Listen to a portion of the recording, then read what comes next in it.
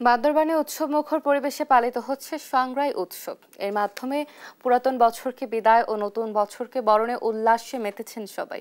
এ বিষয়ে আরো জানাতে সরাসরি যুক্ত হচ্ছেন আমাদের সহকর্মী আবুল বাশার নয়ন। আমরা যুক্ত হচ্ছি। নয়ন, সাংগ্রাই উৎসব ঘিরে বান্দরবানে কি ধরনের আয়োজন রাখা হয়েছে জানাবেন? জি, সকালে সাংগ্রাই র্যালির পর এই মুহূর্তে ক্ষুদ্র নিগুস্তি ইনস্টিটিউটে চলছে বয়োজ্যেষ্ঠ পূজা। আসলে মারমা সম্প্রদায় আজকের এই দিনটিতে সাংগ্রাই যে র্যালি হয়, র্যালির পরবর্তী বয়োজ্যেষ্ঠ পূজা করে থাকে।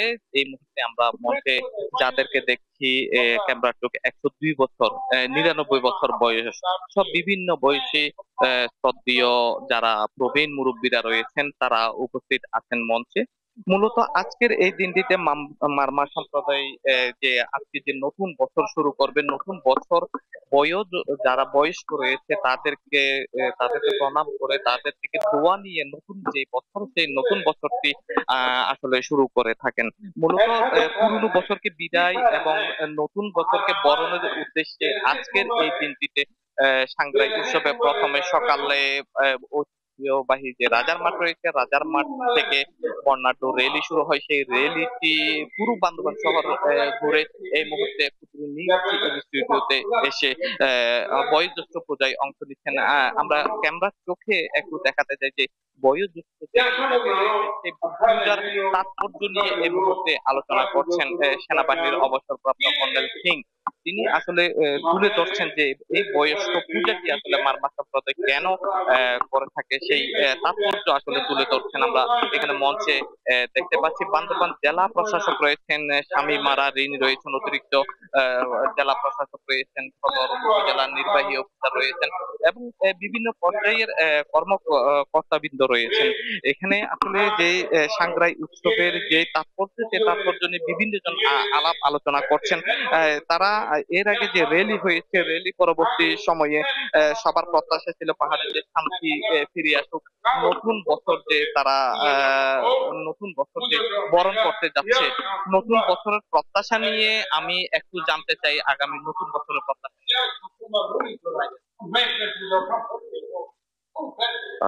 আমাদের এই উৎসব উদযাপন কমিটির মাধ্যমে আমাদের বান্দরবান পার্বত্য জেলার সহ গোটা বাংলাদেশের উৎসব পালিত হচ্ছে। এটার মূল লক্ষ্য হলো যে পুরাতন বছরকে বিদায় দিয়ে নতুন বছরকে বরণ করা। সেই বরণ উপলক্ষে মূলত এই অনুষ্ঠান। এই মুহূর্তে যে অনুষ্ঠানটি হচ্ছে সেটা হলো বান্দরবান পার্বত্য জেলার যারা বয়স্ক, যারা পূজনীয় ব্যক্তি, তাদেরকে পুজো দেওয়ার অনুষ্ঠান চলছে। এখানে যারা উপস্থিত আছেন তাদের মধ্যে 102 বছর আছে, 99 বছরের বয়স্ক ব্যক্তিত্ব আছেন। তারা বান্দরবান পার্বত্য জেলার তাদের স্ব আসনে ব্যক্তিত্বের অধিকারী ছিলেন। তো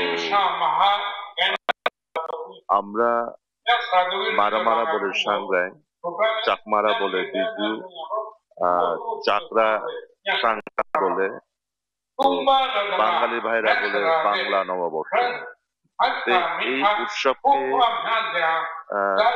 এই উৎসব মূলত একটি অসাম্প্রদায়িক কালের বিবর্তনে, এটা একটি বাংলাদেশে বা যারা যে ভূখণ্ডে বসবাস করছে এই ভূখণ্ডের একটা কথা বলছিলেন আঞ্চলিক পরিষদের সদস্য মারমা। আমি যদি একটু বলে রাখতে চাই, পাহাড়ে নানা সংঘাত সংঘর্ষ, নানা কারণে অস্থিরতা বিরাজ করছিল। এবারের যে নতুন বছর বরণ করতে যাচ্ছে, সবার প্রত্যাশা আগামী বছর সবাই সম্প্রীতির মাধ্যমে বান্দরবানে বসবাস করুক, পাহাড়ে। এই ছিল আমার কাছে বান্দরবানে চলে যাচ্ছে। নয়ন, ধন্যবাদ আপনাকে। দর্শক, বর্ষবরণকে ঘিরে সাংগ্রাই উৎসব সম্পর্কে আমরা জানছিলাম। বান্দরবান থেকে সরাসরি যুক্ত ছিলেন আমাদের সহকর্মী আবুল বাশার নয়ন। এবং যেমনটা আসলে বলছিলাম যে সাংগ্রাই উৎসব হচ্ছে, তেমনটা আসলে কক্সবাজারেও রাখাইন পল্লীতে শুরু হয়েছে বর্ষবরণ উৎসব। এ বিষয়ে আরো জানাতে সরাসরি যুক্ত হচ্ছেন সহকর্মী আব্দুর রহমান। আমরা যুক্ত হচ্ছি। আব্দুর রহমান, রাখাইন পল্লীতে উৎসবের আমেজ কেমন দেখছেন জানাবেন। ধন্যবাদ আপনাকে। আপনি যথার্থ বলেছেন, কক্সবাজার পর্যটন শহর এবং এখানে অসংখ্য রাখাইন সম্প্রদায়ের লোকজন রয়েছে। তারা তাদের আজকে বৌদ্ধকে স্নানের মধ্য দিয়ে তাদের প্রোগ্রাম, তাদের সবার অনুষ্ঠানটা শুরু হচ্ছে। এবং আজকে আমি আপনাকে যেটা জানা যাচ্ছে, কক্সবাজারে তাদের 3 দিন ব্যাপী প্রোগ্রাম রয়েছে। আজকে হচ্ছে বৌদ্ধকে স্নান, এবং দ্বিতীয় দিন হচ্ছে যে ওনাদের শরবত পান, এবং তৃতীয় দিন ওনাদের মূল পয়লা বৈশাখের দিন হচ্ছে মূল প্রোগ্রাম এবং ওনাদের যে অনুষ্ঠানটি হয়। এবং কক্সবাজারের এটি অনেক পুরাতন, 1931 সালে প্রতিষ্ঠিত একটি টেম্পল। এখানে অনেক পুণ্যার্থীরা সকাল থেকে এসেছেন, তারা বুদ্ধকে স্নানের মধ্য দিয়ে তারা তাদের কার্যক্রম শুরু করেছেন। আমরা অনেক যুবক যুবতী যারা রয়েছেন তারা বুদ্ধ স্নানের মধ্য দিয়ে তারা তাদের কার্যক্রম শুরু করে। আমার সামনে একরাঙের প্রধান পুরোহিত যিনি উনি রয়েছেন, ওনার সাথে আমরা এখন ওনাদের প্রোগ্রাম নিয়ে কথা বলবো।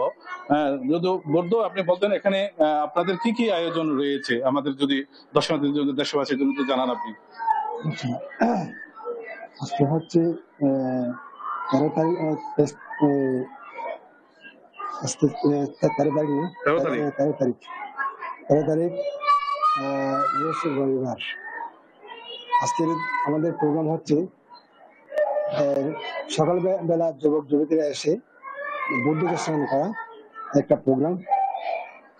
তারপরে দ্বিতীয়ত হচ্ছে আমাদের মানে বিহারের মধ্যে যারা এসেছে তাদেরকে সমস্ত মানুষদেরকে মানে সর্ব পানি দেওয়া। আর বিকাল টাইমের মধ্যে আমাদের তৃতীয় প্রোগ্রাম হচ্ছে আমাদের শেষ বেলাতে প্রায় 4:30 বা 5টা ভিতর আমাদের পঞ্চশীল নেওয়া হবে। এই 3টা প্রোগ্রাম আমাদের ছিল আজকে, কিন্তু এতদূর পর্যন্ত আমাদের আজকে প্রোগ্রামটা 3টা ছিল। আগামীকাল থেকে পুরা দিনটা আমাদের শুরু হবে আর কি। যেমনটি জানিয়েছিলেন যে আজকে ওনাদের আসলে শুরু থেকেই যে বিষয়টি আছে সেটি হলো যে ওনাদের যে প্রোগ্রামের আয়োজনটা রয়েছে তাদের ধর্মীয় অনুসারে প্রতি বছরের নেই, এটাও শুরু চলে। এবং আগামীকালকে ওনাদের একটি বিশাল প্রোগ্রাম রয়েছে, যেখানে র্যালি এবং শরবত পানের প্রোগ্রাম।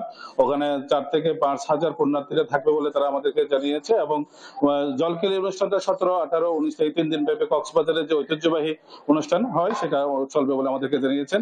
ও সেই ইচ্ছা ছিল আমার কাছে সর্বশেষ কক্সবাজারের বুদ্ধ টেম্পল থেকে। আব্দুর রহমান, ধন্যবাদ আপনাকে।